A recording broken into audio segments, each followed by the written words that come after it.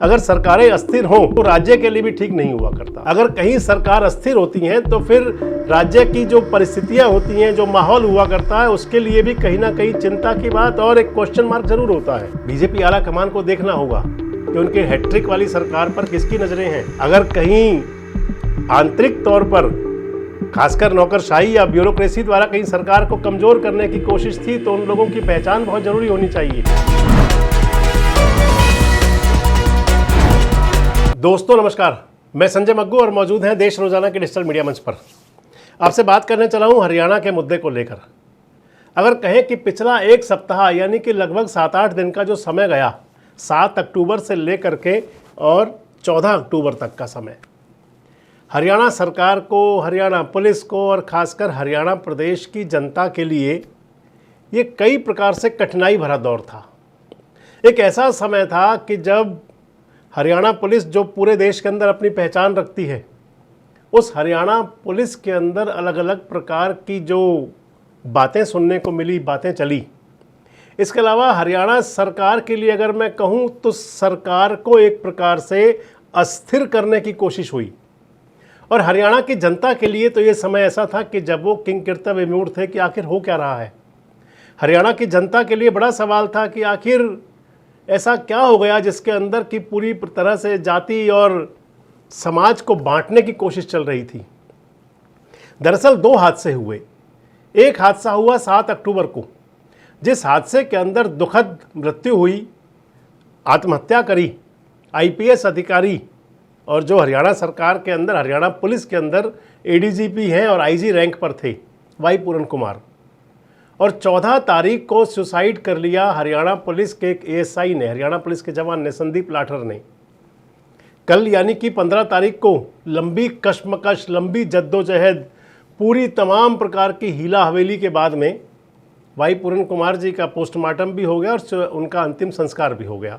और आज यानी कि 16 तारीख को जो हरियाणा पुलिस के एएसआई थे, साइबर सेल के अंदर जो काम करते थे रोहतक में, उनका, संदीप लाठर का, उनका भी पोस्टमार्टम भी हो गया आज और उनका भी अंतिम संस्कार हो गया। सियासत ने रंग दिखाने की कोशिश यहां भी की, लेकिन एक सुसाइड था वाई पूरन कुमार जी का जिसके अंदर एक अजब प्रकार की सियासत थी, अजीब सा पूरे हरियाणा का माहौल बन रहा था। और दूसरी तरफ संदीप लाठर का था। अगर देखें तो दोनों मामले काफ़ी हद तक सेम थे। इधर वाई पूरन कुमार का भी जो आरोप था वो था कि जातिगत आधार पर उनके साथ में जाति, यानी कि क्योंकि वो दलित समाज से थे, कहा करते थे, उनके जो सुसाइड नोट के अंदर भी बात आई कि उनके साथ जातिगत विद्वेष होता था। और इधर जो आरोप लगाया आपने सुसाइड के अंदर, जो डेथ नोट था संदीप लाठर का, उन्होंने वाई पूरन कुमार पर लगाया जातिगत विद्वेष का। इधर दलित कह रहे थे कि उनके साथ में जो, हालांकि जो नाम लिखे वाई पूरन कुमार ने अपने सुसाइड नोट के अंदर, उनके अंदर 2 दलित अधिकारी भी हैं। लेकिन इधर संदीप लाठर ने जातिगत विद्वेष की बात तो कही, उसके साथ ही 2 बातें और भी आई। और वो 2 बातें थी कि भ्रष्टाचार की, और दूसरा उससे बढ़कर एक और बात और थी कि महिला पुलिस कर्मचारियों के साथ, ये जांच का विषय है, इस पर जांच होनी चाहिए, ज़रूरी है बहुत, क्योंकि ऐसा ही एक मामला हरियाणा के अंदर पहले भी आ चुका है। हालांकि जिस व्यक्ति पर आरोप लगाया था वो व्यक्ति भी सुसाइड कर चुका। आप ध्यान कर लें, वो मैटर जींद का था। अब सारा जो मामला है इसको लेकर के गहन जांच जरूरी है बहुत। हालांकि एफआईआर दर्ज है।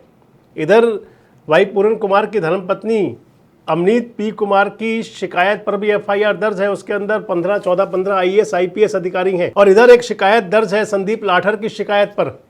संदीप लाठर ने वाई पूरन कुमार की धर्मपत्नी, जो सीनियर आईएएस अधिकारी हैं, अमनीत पूरन कुमार यानी कि उनके खिलाफ भी, और उनका जो भाई है, विधायक भाई, दिल्ली का आम आदमी पार्टी के विधायक, उनके खिलाफ भी, और हरियाणा पुलिस के 2 लोगों के खिलाफ भी एफआईआर दर्ज हो चुकी है उसके अंदर भी। आज पूर्व मुख्यमंत्री मनोहर लाल भी पहुंचे थे संदीप लाठर को श्रद्धांजलि देने के लिए। इससे पहले नायब सिंह सैनी भी आए थे, हरियाणा के मुख्यमंत्री, हरियाणा के कई वजीर भी पहुंचे, नेता विपक्ष भूपेंद्र सिंह हुड्डा भी गए जो हरियाणा के पूर्व मुख्यमंत्री हैं, और अभय सिंह चौटाला भी गए। लेकिन जिस प्रकार से 7 दिन चला था, 7 तारीख से और 14 तारीख तक वाई पूरन कुमार के मामले को लेकर, और 14 तारीख को, 14 अक्टूबर को जब दुखद निधन हो गया, सुसाइड हो गया संदीप लाठर का, तो एकदम से परिस्थितियां बदली थी। खैर, अब इस वीडियो में मैं आपसे एक विशेष विषय पर बात करने चाह रहा हूं। मैंने आपसे कहा कि हरियाणा सरकार के लिए था और हरियाणा सरकार को अस्थिर करने की कोशिशें हो रही थी।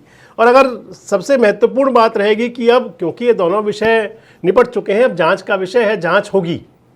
इधर चंडीगढ़ पुलिस जांच करेगी, 2 FIR चंडीगढ़ पुलिस को जांच कर रही होंगी। एक रोहतक में दर्ज जो वाई पूरन कुमार के गनमैन सिक्योरिटी गार्ड के खिलाफ हुई थी, जिसमें सुशील कुमार अरेस्ट है, और दूसरी जो 306 का पर्चा दर्ज हुआ चंडीगढ़ के अंदर, जिसकी SIT बनी हुई है। इधर एक FIR और दर्ज हो गई जिसके अंदर वाई पूरन कुमार की धर्मपत्नी अमरीत के खिलाफ मामला दर्ज है। इनकी जांच होंगी। लेकिन जो मैं आपको बता रहा था कि सरकार को अस्थिर करने की जो कोशिश हुई, और एक प्रकार से कहें तो पहला मौका था जब ब्यूरोक्रेसी का बड़ा अद्भुत रूप देखा गया, अलग नजारा था बिल्कुल। ब्यूरोक्रेसी के अंदर अगर आप बात कहें तो अधिकारी वर्ग की तरफ से, जिसके अंदर senior IAS, IPS, HCS, SPS अधिकारी थे, उनके अलग अलग एसोसिएशन, उनके अलग अलग यूनियन, और उन लोगों ने, यानी कि जो नौकरशाही थी सरकार की, हरियाणा की सरकार ही नौकरशाही हुआ करती है, जिनके जिम्मे सरकार का चलाना होता है, जिनकी जवाबदेही होती है, लेकिन वो खुद पार्टी बनकर के खड़े हो गए थे। इस सारे मामले में आप कई इंसिडेंट देखें, कई अधिकारियों ने सामने आकर के, तो कई अधिकारियों ने पर्दे के पीछे रह करके।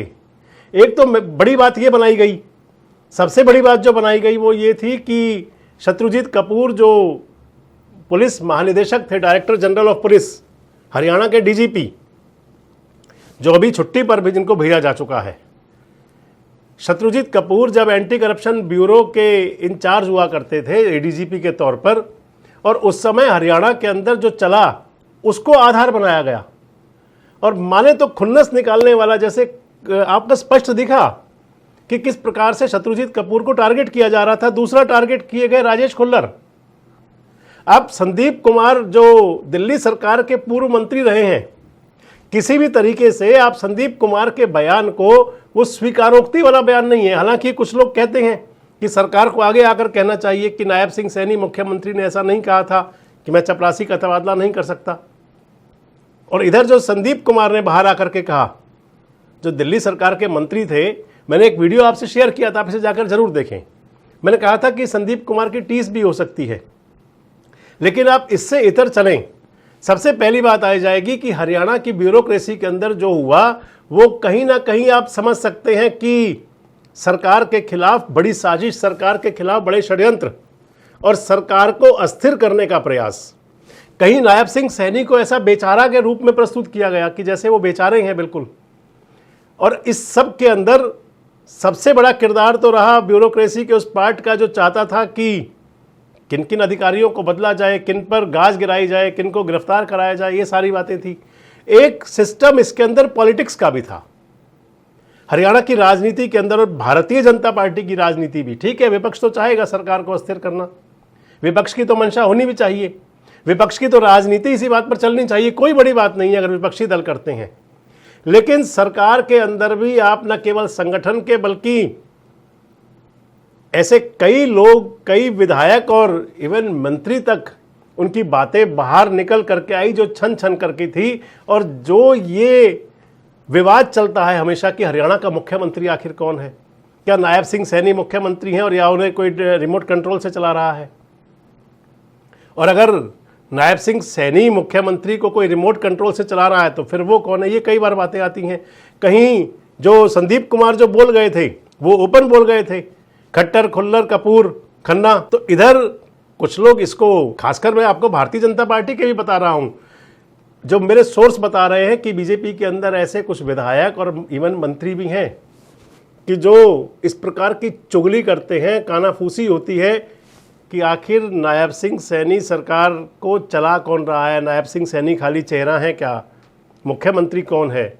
जो मैंने आपको बताया कि पिछले 3-4 दिन तो ऐसी स्थिति रही कि जैसे सरकार बिल्कुल बैकफुट पर हो। हालांकि ये मामला सब सुलझ चुका है अब, लेकिन जरूरी है कि वो सब पहचान की जाए। अगर सरकारें अस्थिर हों तो राज्य के लिए भी ठीक नहीं हुआ करता। अगर कहीं सरकार अस्थिर होती हैं तो फिर राज्य की जो परिस्थितियां होती हैं, जो माहौल हुआ करता है, उसके लिए भी कहीं ना कहीं चिंता की बात और एक क्वेश्चन मार्क जरूर होता है। ऐसे कई मौके पहले भी प्रदेश देख चुका है और खासकर 1987 से उसे 1991 का दौर, जब चौधरी देवीलाल मुख्यमंत्री से बाद में केंद्र में गए और हरियाणा के अंदर जो सब चला, आज भी कहीं ये बात जरूर इसे आप समझ सकते हैं। और बहुत ज़रूरी हो जाएगा कि अब खासकर क्योंकि ये internal politics Bharatiya Janata party की भी है और बीजेपी आला कमान को भी देखना होगा, बीजेपी आला कमान को देखना होगा कि उनके हैट्रिक वाली सरकार पर किसकी नज़रें हैं।